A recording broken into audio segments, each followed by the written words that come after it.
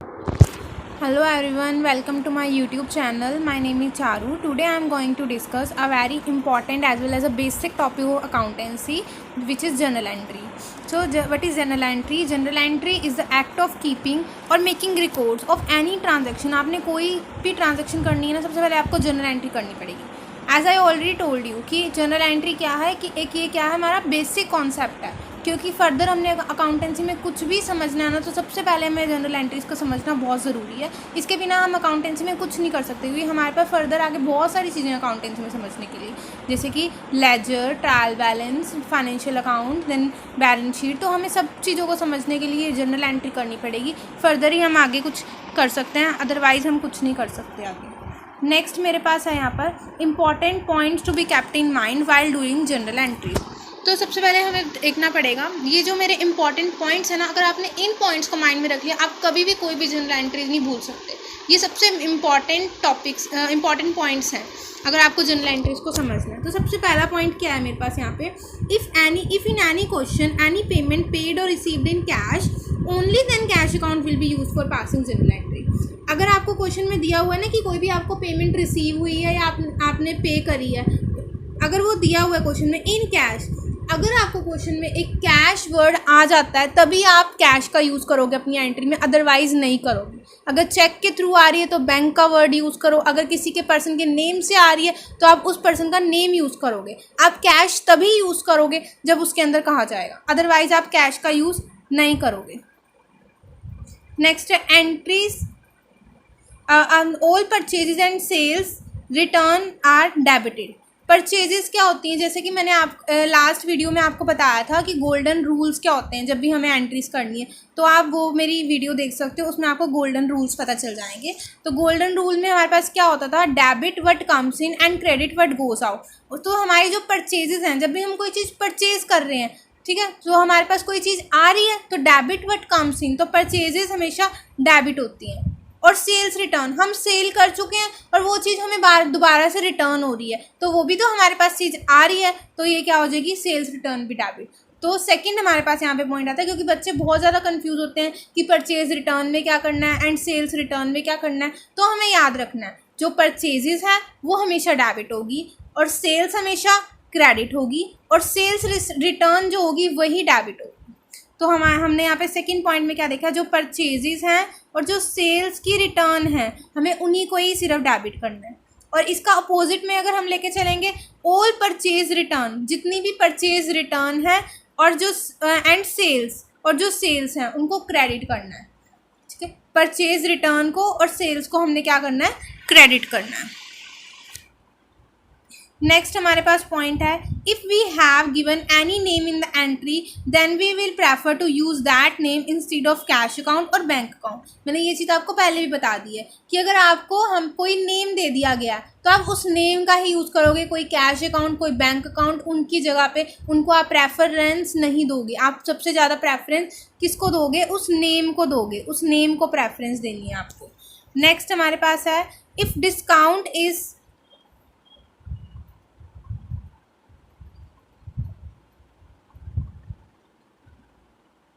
Received, यहाँ पे word आएगा आपके पास रिसीव्ड. ठीक है, अगर आपको कोई डिस्काउंट रिसीव हो रहा है ना, तब हम उसको डेबिट करेंगे, क्योंकि हमारे लिए क्या होता, अगर हमें ये डिस्काउंट अगर पे करना पड़ता तो हमारे लिए एक्सपेंस होता. लेकिन हमें वो डिस्काउंट रिसीव हो गया, किसी ने हमें डिस्काउंट दे दिया, हमने किसी की पेमेंट करनी थी तो उसने कहा नहीं मैं आपको डिस्काउंट दे देता हूँ, तो हमें कोई डिस्काउंट रिसीव हो रहा है लेकिन ये हमारा एक्सपेंस था, तो यहाँ पे क्या हो जाएगी, डेबिट हो जाएगी. अगर डिस्काउंट रिसीव आपको क्वेश्चन में आ जाता है तो आपको क्या करना है, उसको डेबिट कर देना है. नेक्स्ट है, if discount is paid then that will be credited at discount allowed account. लेकिन अगर डिस्काउंट पे हुआ है, पहले क्या था, हमें रिसीव हो गया है, वो हमारा क्योंकि एक्सपेंस था, हमें खर्चा करना पड़ता, एक्सपेंस था तो वो डेबिट हो गया है. और लेकिन यहाँ पे क्या है, if discount is paid then that will be credited as discount allowed account. तो डिस्काउंट अलाउड अकाउंट को हमें क्या करना होता है, क्रेडिट करना होता है, डिस्काउंट अलाउड अकाउंट. नेक्स्ट हमारे पास यहाँ पे है, if in any question full settlement that will be treated as discount received. ठीक है। अगर आपको कहीं भी किसी क्वेश्चन में फुल सेटलमेंट वर्ड दिख जाता है ना, फुल सेटलमेंट करके उनको पेमेंट कर दी, तो वो भी एक तरह से हमें डिस्काउंट रिसीव हो गया। किसी ने हमें डिस्काउंट दे दिया कि आप इतने पैसे ना दे के इतने दे दो हमें, तो वो भी हम डिस्काउंट रिसीव्ड की तरह ही यूज़ करेंगे, जो फुल सेटलमेंट वर्ड है। नेक्स्ट हमारे पास है if in any question anything drawn out for office use. अगर किसी भी क्वेश्चन में कोई भी थिंग हमने ऑफिस यूज़ के लिए ड्रॉ करी है, मीन्स उससे कंपनी से निकाली है किसी ऑफिस के यूज़ के लिए, तो उसको तो हम कैश अकाउंट से कर देंगे। अगर किसी ऑफिस के पर्पज़ के लिए हमने कोई पेमेंट वगैरह या कुछ भी निकाला है अपनी कंपनी में से, तो वो कैश अकाउंट से। लेकिन ऑन द कॉन्ट्रैरी, अगर हमने कोई भी चीज़ पर्सनल यूज़ के लिए निकाली है ना, अपने पर्सनल यूज़ के लिए, तो हम उसको क्या करेंगे, तो वो हमारा यूज़ होगा एज अ ड्राइंग अकाउंट। अगर कुछ भी हमने पर्सनल के लिए निकाला है ना, तो वो ड्राइंग यूज़ होगा, उसको आप ड्राइंग से करोगे कि हमने ड्रॉ किया। लेकिन अगर कोई ऑफिस के यूज़ के लिए किया तो आप उसको क्या करोगे, कैश अकाउंट से एंट्री करोगे। Next point number 10, if in any question payment is received और paid by cheque then we will use the bank account. अगर आपको जो पेमेंट है वो किससे रिसीव हो रही है, चेक से, तो आप बैंक का यूज़ करोगे। लेकिन अगर कैश में है तो कैश से, अगर बैंक से है या क्रेडिट पे कह दिया तो आप बैंक का नेम यूज़ कर सकते हो। If in any question trade discount is use, अगर आपको कहीं पे दे दिया ना वर्ड, एक ट्रेड डिस्काउंट आ जाता है कई बार हमारे पास क्वेश्चंस में। If in any question trade discount is use then we will not show any entry. हम कोई भी एंट्री नहीं दिखाएंगे ट्रेड डिस्काउंट के लिए। अगर हमें किसी क्वेश्चन में ट्रेड डिस्काउंट शो कर दिया है तो हम कोई एंट्री नहीं दिखाएंगे वहाँ पे ट्रेड डिस्काउंट की। हम क्या करेंगे, उस डिस्काउंट को अपने पेमेंट में से वहाँ से माइनस करके लास्ट एंट्री दिखा देंगे। मीन्स आपको वहाँ पे डिस्काउंट शो नहीं करना कि डिस्काउंट अकाउंट डेबिट, आपको सीधा क्या करना है, सिंपली आपको डिडक्ट कर देना डिस्काउंट, देन एंट्री शो करनी है। Next, if in any question there is cash embezzled. अगर आपको एक वर्ड दिख जाए ना कैश एम्बेजल, तो इसका मतलब है लॉस बाय थेफ्ट, कि ये चोरी का है, तो आप इसको लॉस बाय थेफ्ट से लोगे और इसको डेबिट करोगे, लॉस बाय थेफ्ट, क्योंकि ये हमारा एक्सपेंस हो गया। ठीक है। नेक्स्ट हमारे पास है if any person become insolvent then we will treat as bad debt. किसी पर्सन में हमें पैसे देने थे लेकिन उसने पैसे नहीं दिए, वो मुकर गया बाद में, तो आप क्या करोगे, उसको बैड डेट्स की तरह ट्रीट करोगे। इंसॉल्वेंट को आप किसकी तरह ट्रीट करोगे, बैड डेट्स की तरह। If in any question there is a value added tax then we will treat as discount receive, कि हमें डिस्काउंट रिसीव हो रहा है, वैल्यू एडिड टैक्स। तो अगर वैल्यू एडिड टैक्स दिख रहा है आपको, तो डिस्काउंट रिसीव की तरह, कि आपका ये एक्सपेंस था। If in any question there is a proprietor then we will treat that as drawing. अगर आपको कहीं पे वो दिख जाए ना कोई वर्ड प्रोप्राइटर, एक वर्ड अगर आपको क्वेश्चन में दिख जाता है प्रोप्राइटर, तो आप उसको ड्राइंग की तरह शो करोगे। Goods return two means purchase return. अगर आपको क्वेश्चंस में दिखता है गुड्स रिटर्न टू वर्ड दिख जाता है, तो आप उसको करोगे परचेज रिटर्न।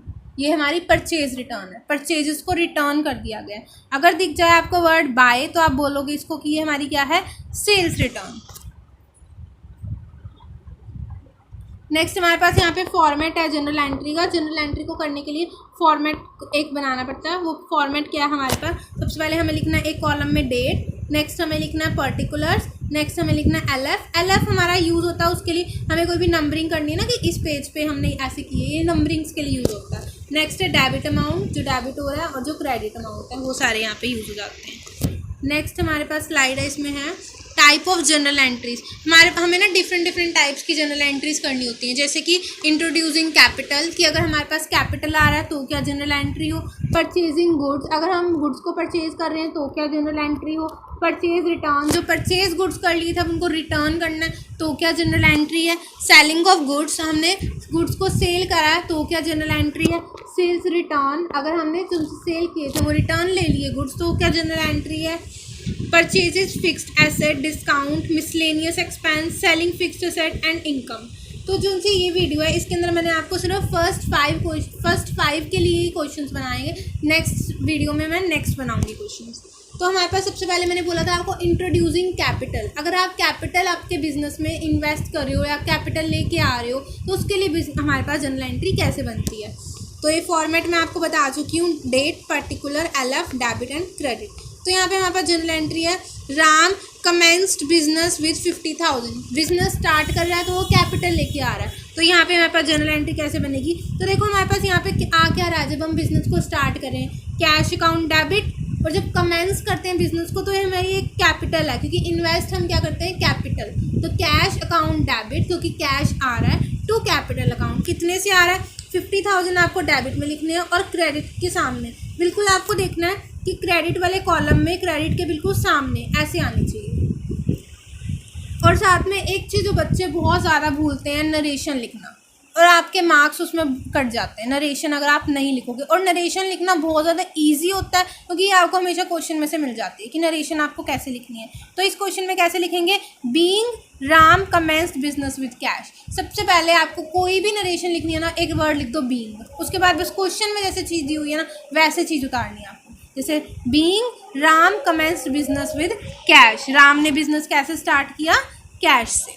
नेक्स्ट मैंने आपको बोला था इंट्रोड्यूसिंग कैपिटल के बाद हम कौन सी एंट्रीज करेंगे, परचेज ऑफ गुड्स। तो यहाँ पे परचेज ऑफ गुड्स के लिए मेरे पास कौन कौन सी एंट्रीज हैं, जैसे कि मैंने आपको बताया था कि परचेजेस मीन्स हमारे पास कोई चीज़ आ रही है, तो आने वाली चीज़ को हम क्या कर देंगे डेबिट। तो यहाँ पे क्या हो जाएगा, purchase account debit to cash account. तो यहाँ से हमारे पे 10,000 की एंट्री हो जाएगी। और हम नरेशन कैसे लिखेंगे इसकी, being goods for cash, being goods purchase for cash, एक वर्ड लिख लेना साथ में परचेज। आपने क्या कर लिए, गुड्स को परचेज कर लिया, कैसे, कैश के लिए। और मैंने आपको रूल्स में बताया था जब तक आपको कैश वर्ड दिया हुआ है आप हमेशा कैश का ही यूज़ करोगे, क्वेश्चन में कैश का वर्ड है तो आप कैश ही यूज़ करोगे। नेक्स्ट हमारे पास है purchase goods were return for ₹5,000। मैंने आपको क्या बताया था, जो परचेजेस हैं और जो सेल्स रिटर्न है उनको हमें डेबिट करना है, और जो लेकिन जो परचेज रिटर्न है इसका उल्टा हो जाएगा, परचेज रिटर्न को आपको क्या करना है, क्रेडिट करना है। तो परचेज रिटर्न तो सबसे पहले आप क्रेडिट कर दो to purchase return account. Then आपको क्या करना है, परचेज आप रिटर्न जब कर रहे हो, आपने कोई चीज़ खरीदी मार्केट से, आप जाके उसको रिटर्न कराए, तो आपके पास क्या आएगा, कैश आ जाएगा क्योंकि आपने चीज़ को रिटर्न कर दिया। तो आया क्या, कैश। तो क्या लिखेंगे, cash account debit to purchase return account. तो 5,000 से है तो 5,000 से आएगी। और इसकी नरेशन कैसे लिखेंगे हम, बीइंग परचेज गुड्स रिटर्न, जो आपने परचेज गुड्स करे थे वो आपने रिटर्न कर दिए, और ये बीइंग वर्ड का यूज़ आपने हमेशा करना है।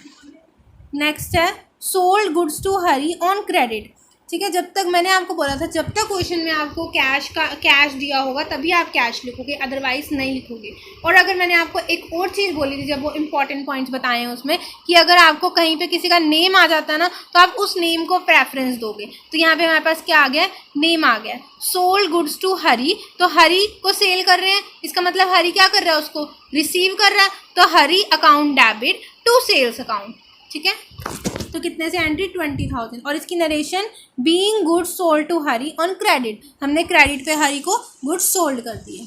नेक्स्ट है मेरे पास यहाँ पे sold goods were return by Hari, जो आपने गुड्स को सोल्ड किया था ना वो हरी ने रिटर्न कर दिए फॉर ₹5,000। आपने गुड्स हरी को बेचे थे 20,000 के, लेकिन हरी ने आपको गुड्स कितने के, 5,000 के रिटर्न करके जा रहा है। तो हम क्या एंट्री बनाएंगे, मैंने आपको बताया था जो परचेजेस हैं उनको डेबिट करेंगे एंड सेल्स रिटर्न को भी हम डेबिट करेंगे। तो यहाँ पे एंट्री क्या बनती है, सेल्स रिटर्न अकाउंट डेबिट। और मैंने आपको एक और चीज़ बताई थी, अगर आपको क्वेश्चन में नेम आ जाता तो आप नेम को ही प्रेफरेंस दोगे टू हरी अकाउंट। ओके, तो कितने के हैं रुपये, 5,000 के गुड्स हैं तो 5,000 के रिटर्न करती है। और इसमें यहाँ पर नरेशन क्या बनती है, बीइंग गुड्स रिटर्न्ड बाय हरी, कि हरी ने गुड्स को क्या कर दिया, रिटर्न कर दिया। Thank you so much. Please like and subscribe my channel.